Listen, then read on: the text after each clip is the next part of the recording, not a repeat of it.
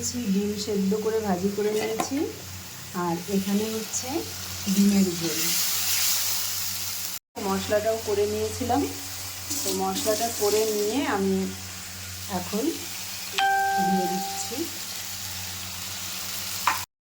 আমি সেদ্ধ করা আলুটাতে পেঁয়াজ বাটা, রসুন বাটা আর জিরে, শুকনো লঙ্কা বাটা পেস্ট করে আমি দেখো আলুটা কষিয়ে নিলাম। এবার আমি এটাতে জল দিয়ে দেবো। যে পরিমাণে ঝোল খাবে সে সেই পরিমাণে দেবে।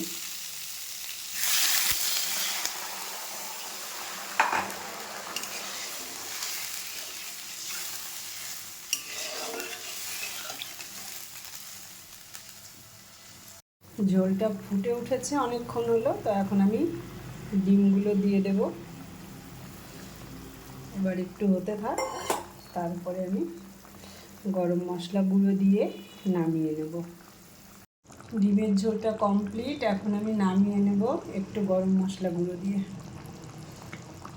একটু পাতলা পাতলাই করেছি, কারণ একটু ঝোল না থাকলে খেতে পারে না, সেই জন্য একটু পাতলা করা। আমি খেতে পারি সব রকমই, কিন্তু আমার কর্তামশাই একটু ঝোল না হলে খেতে পারেন না, তাই একটু ঝোল করা।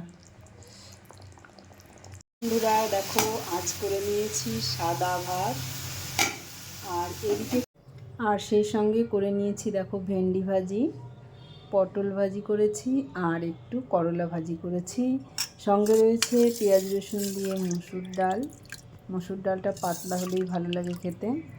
আর সঙ্গে রয়েছে স্যালাড কেটে নিয়েছি, শুধু শসাই কেটেছি। আর এদিকে আমার রান্না প্রায় কমপ্লিট হয়ে গেছে, এখন সবাইকে খেতে দিয়ে দেব। তো আমার ভিডিওটি যদি ভালো লেগে থাকে লাইক কমেন্ট শেয়ার করে সবাই পাশে থেকো। আর আমি নেক্সট ভিডিও নিয়ে চলে আসব তোমাদের সামনে। আর তোমরা কে কেমন আছো সবাই বলো। শুভ দুপুরের অনেক অনেক শুভেচ্ছা জানিয়ে আমি ভিডিওটি এখানেই শেষ করছি। Thank you.